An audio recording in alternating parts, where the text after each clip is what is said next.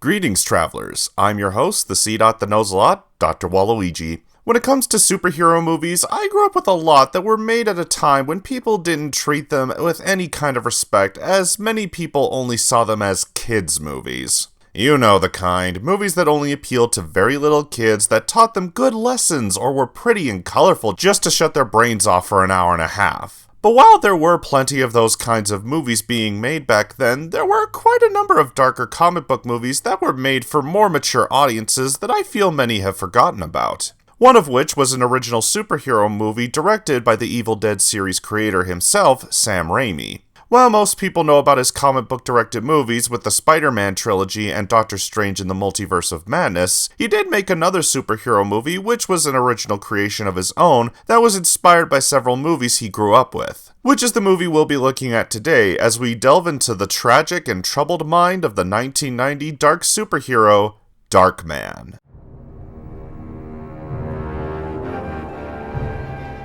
The movie originally began as an adaptation of the underrated 30s pulp radio superhero The Shadow. However, Universal held the rights to the character at the time and weren't willing to let Sam Raimi have control over the production of the movie due to the studio having no faith in making a Shadow movie that they wanted. So, he decided to make his own superhero movie that focused on a man who became a monster that fought crime by shapeshifting into different people when fighting said criminals. Which led to the film taking inspirations from characters like the Phantom of the Opera, the Hunchback of Notre Dame, and many other Universal monsters, as many of them were creatures that became the way they were through unfortunate circumstances. Darkman was a box office success, making $49 million against a $14 million budget, and even receiving praise from critics of both film and comic book fans alike. Which led to the film getting 2 sequels, a cancelled pilot for a TV series, a video game for the NES, and several comics, including one where he teams up with the chosen one of the Evil Dead series himself, Ash Williams.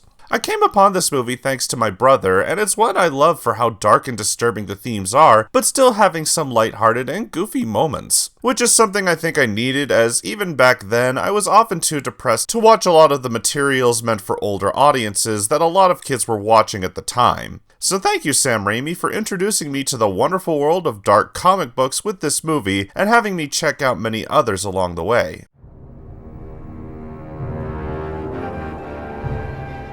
The movie follows Dr. Peyton Westlake, played by Liam Neeson, who is working on a way to create liquid skin grafts for patients who have been severely burned, which has so far only been able to remain stable for 99 minutes in the daylight before the skin starts to melt. However, due to his girlfriend, played by Frances McDormand, trying to take down her corrupt boss, a land developer named Louis Strack Jr., played by Colin Friels, ends up getting attacked by his goons and winds up getting blown up with the majority of his body completely burnt to the point that the doctors have to remove his ability to feel anything for risk of him screaming in constant pain. But once he wakes up, he leaves the hospital, rebuilds his lab, and uses his liquid skin to make masks of the criminals and begins his crusade to take down those who destroyed his life as the new superhero, Darkman.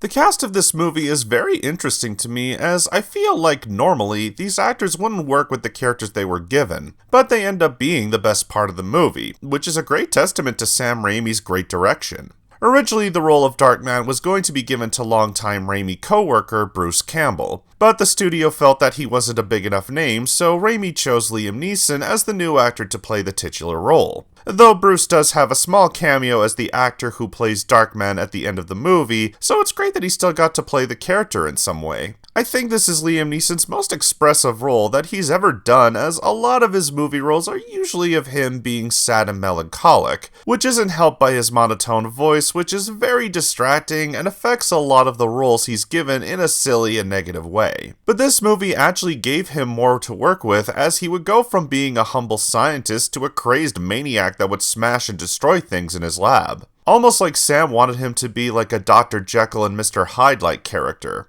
The other characters are just as good, with the girlfriend being supportive and caring, to the leader of the bad guys being the typical crime boss, but also being charming and quirky. But the best characters in this movie are the henchmen, specifically their leader, Robert Durant, played by the underrated Larry Drake, who had the most work to do as he had to play the character of Darkman twice when he's disguised as him in 2 scenes. This is a wonderful cast that really put their foot forward into making these characters realistic and not one-off joke comic book characters that so many comic book movies would end up doing after this one came out.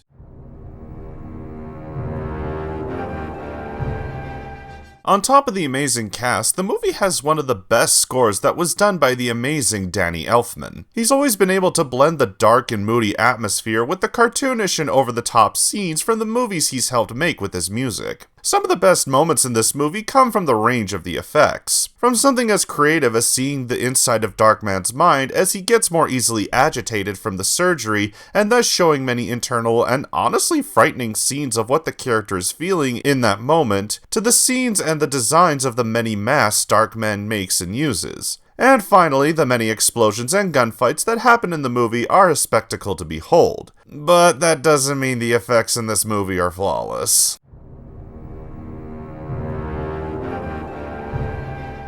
While most of the effects in this movie hold up quite well, there are a lot of bad green screen shots that make the movie a lot more goofy than what was probably intended. I could see some of the ideas for these effects working in something like a Silver Age comic book, as this was probably what Sam was more than likely trying to create for a movie like this, but most of the scenes just don't translate well into a movie with how dark the writing is. Though I was able to get my hands on the comic book adaptation from Marvel, so maybe it'll work in that setting when I get around to looking at it.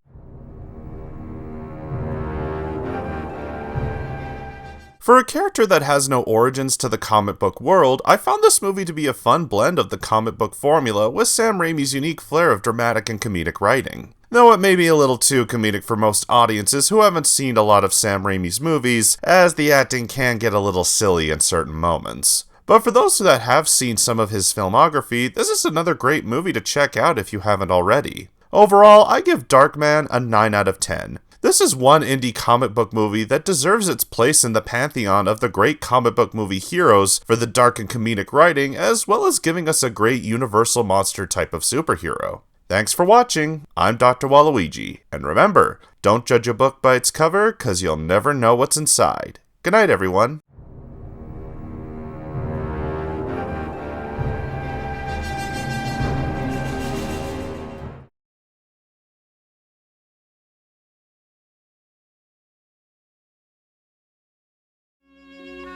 This is where the wealthy and the powerful rule.